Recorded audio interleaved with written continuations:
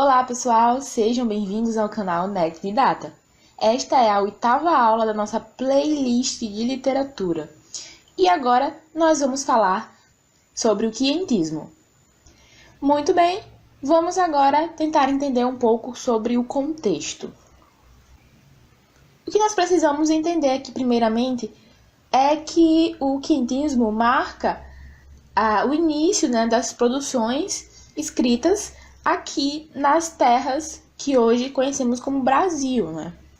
Por quê? Sabemos que antes da chegada dos portugueses, os índios eram os únicos habitantes das nossas terras e que eles não possuíam uma produção literária, uma produção escrita. Sabemos que eles tinham muito a questão da tradição oral, né?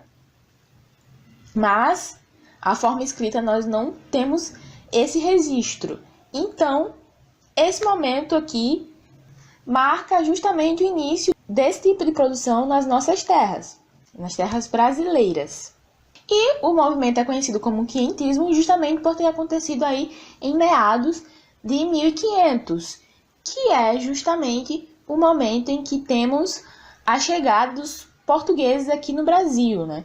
Digamos assim, o descobrimento do Brasil pelos portugueses. E outra coisa muito importante é que esse movimento aconteceu no mesmo momento em que estava acontecendo o classicismo lá em Portugal. Então, nesse momento, temos o classicismo acontecendo em Portugal e o quientismo aqui no Brasil. E como eu falei, né, esse momento é marcado pela chegada dos portugueses. Significa que estamos no momento das grandes navegações e do empenho lá do povo português em descobrir novas terras, novos territórios. E claro, temos aí o contexto da chegada dos portugueses, que eu já falei. Outra coisa muito importante de se ressaltar é que esse momento foi muito marcado por duas coisas que estão juntas. Na verdade, três coisas que estão juntas, que envolvem a questão religiosa. É justamente essa grande influência que o religioso tem nesse momento, a atuação dos jesuítas e a Contra-Reforma.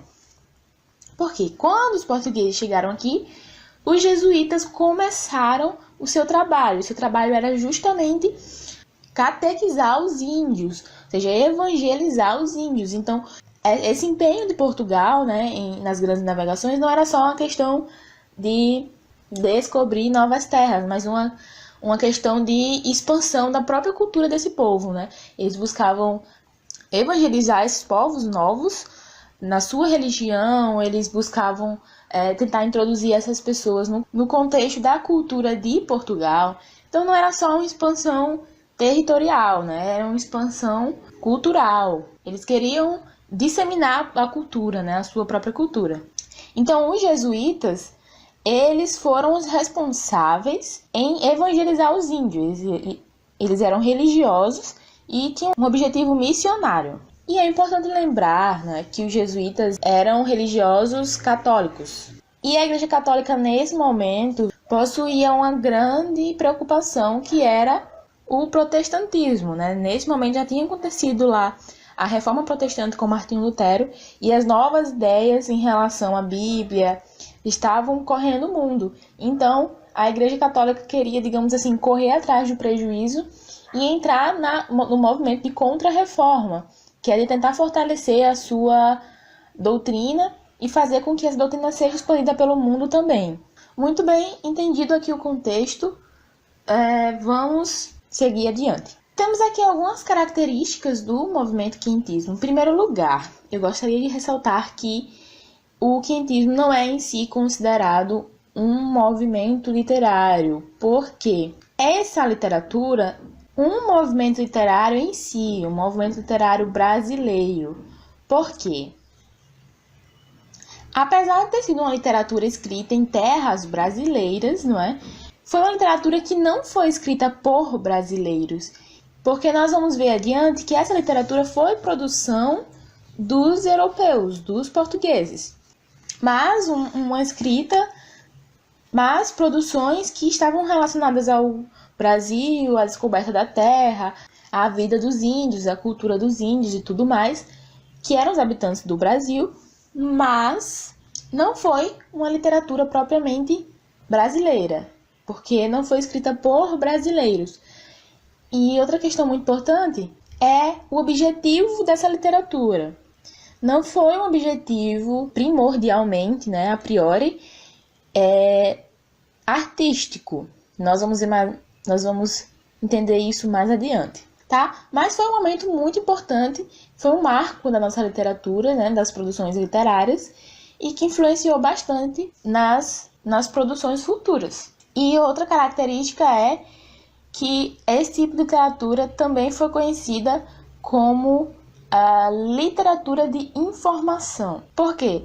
E nós vamos entender isso também mais adiante. Como nós vimos no vídeo anterior, o classicismo foi um movimento que aconteceu ali pelo século XVI.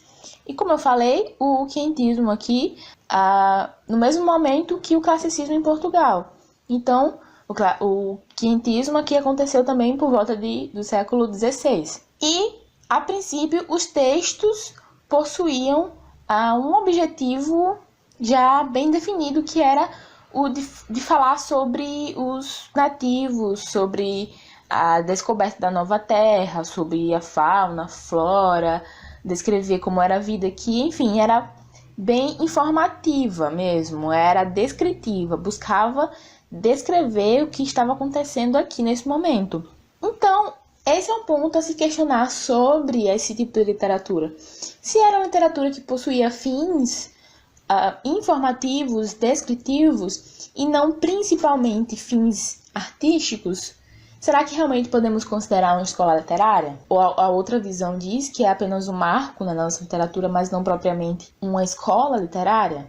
Então, como eu falei, essas produções dessa época envolviam a literatura informativa, que eram as crônicas de viagens.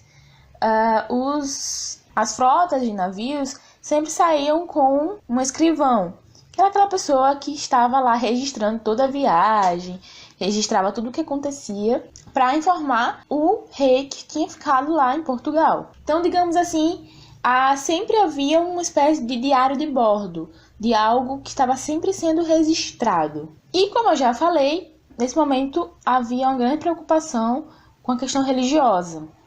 Então, o que acontece? Temos também um outro tipo de literatura, que é a literatura de catequese. E essa literatura tinha um objetivo evangelístico, ou seja, tinha lá um caráter missionário. E essa literatura era produzida por quem?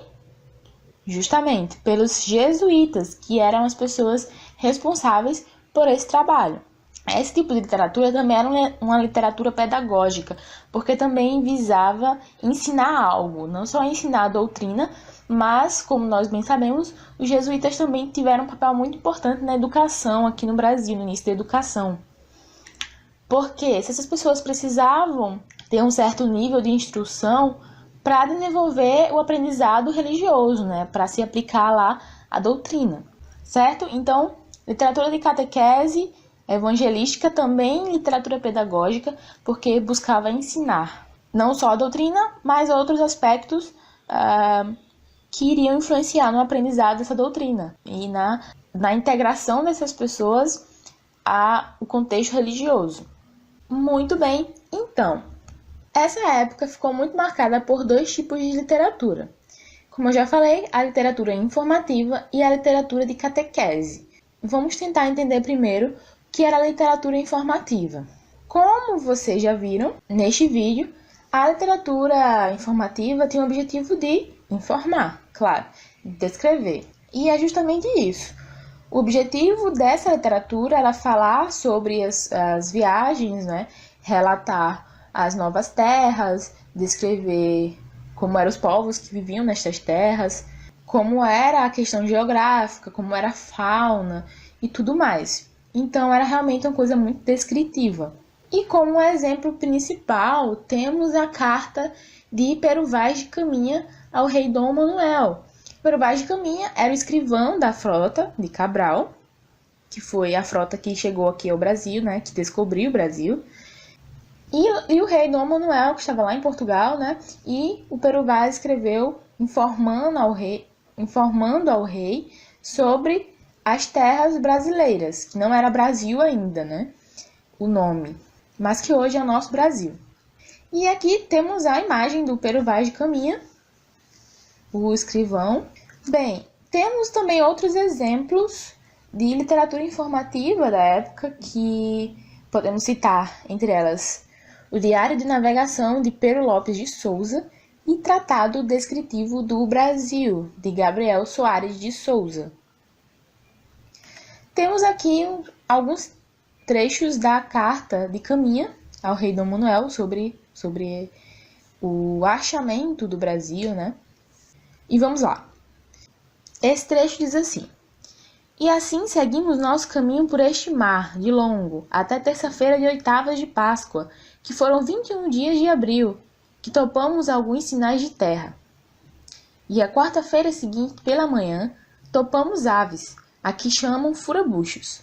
Neste mesmo dia, à hora de véspera, houvemos vista de terra, isto é, primeiramente de um grande monte, muito alto e redondo, e de outras serras mais baixas ao sul dele, e de terra chã, com grandes arvoredos, ao qual monte alto o capitão pôs o nome de Monte Pascoal, e a terra de Veracruz.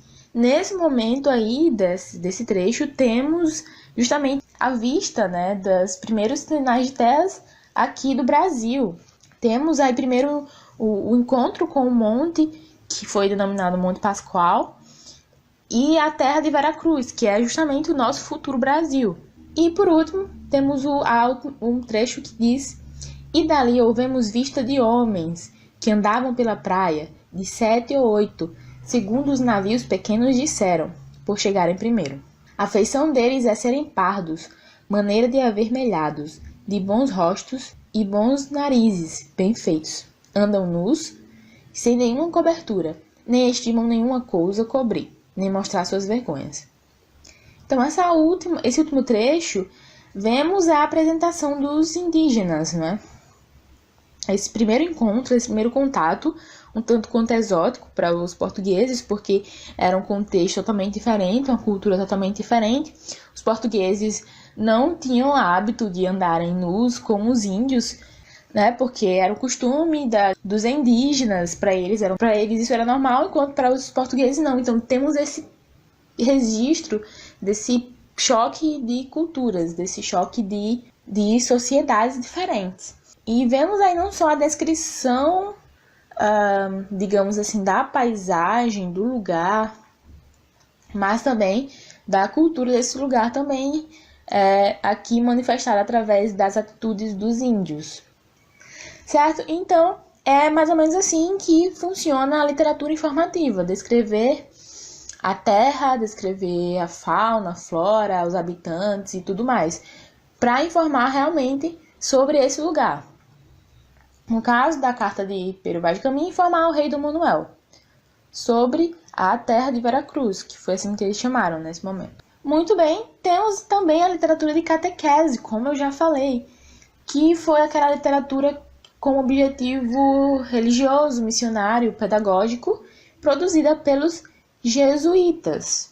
E como exemplo principal temos aqui os escritos do padre José de Anchieta, que foi uma figura central assim, nesse momento, uma figura realmente muito importante, muito significativa, porque não só pelo seu papel bem significativo, né, pela sua atuação bem significativa, como também pela sua produção muito vasta. O padre José de Anchieta escreveu muitas peças, né, com o objetivo de ensinar, pedagógico mesmo, e missionário, claro. Muitos poemas. Ele também escreveu a arte de gramática da língua mais usada na costa do Brasil, né? Ele produziu aí uma gramática da língua dos índios, que foi uma coisa muito interessante. E nesse momento também se destaca outras produções, entre elas o Diálogo sobre a Conversão do Gentio, do padre Manuel da Nóbrega. O padre Manuel da Nóbrega era o chefe dos jesuítas nesse momento, da expedição jesuítica, e também foi outra figura muito importante nesse momento. Bom, temos aqui um trecho do poema escrito por José de Anchieta, que foi o poema A Virgem Maria. É um poema muito famoso do padre, porque ele escreveu nas areias da praia e ele é conhecido por ser um poema muito, muito extenso, tem muitos versos, e é uma das produções mais famosas do José de Anchieta. Então temos aqui um trecho que diz assim: Por ti, mãe, o pecador está firme na esperança, caminhar para o céu, lar da bem-aventurança. Ó morada da paz, canal de água sempre vivo, jorrando água para a vida eterna. Esta ferida do peito, ó mãe, é só tua, somente tu sofres com ela, só tu a podes dar. Então vemos aí um poema que demonstra muito a fé do padre José de Anchieta, que demonstra muito a sua visão religiosa, claro, porque era um padre jesuíta, um padre católico, e ele aí estava falando sobre na verdade, a Virgem, falando para a Virgem Maria, que segundo a doutrina católica é a santa mãe de Deus, intercessora, não é, dos pecadores. E nesse poema ele fala sobre o céu, sobre a vida eterna, sobre a esperança, né? Então nós vemos que é justamente um poema que fala muito sobre a visão desse homem, né? Do homem religioso católico. E é isso, chegamos ao fim do vídeo. Vimos alguns aspectos do quentismo, falamos sobre o seu contexto, sobre as suas características e sobre algumas produções da época, alguns exemplos. Entre eles, os escritos do padre José de Anchieta, das cartas informativas, né, do Pero Vaz de Caminha, e entre outros também. Vimos que o quentismo marca o início das produções literárias aqui no Brasil, né, e que não foi produções literárias realmente feitas por brasileiros, por habitantes dessa terra, mas sim por estrangeiros que chegaram aqui. Vimos que o quentismo aconteceu no mesmo momento que o classicismo, só que o classicismo acontecia em Portugal.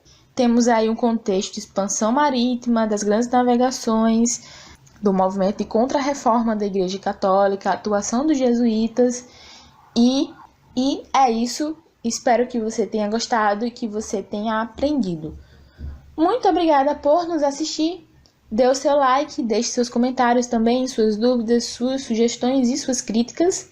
Não se esqueça de se inscrever no nosso canal caso você ainda não seja inscrito e não deixe de acompanhar os nossos próximos vídeos. Até a próxima. Tchau, tchau.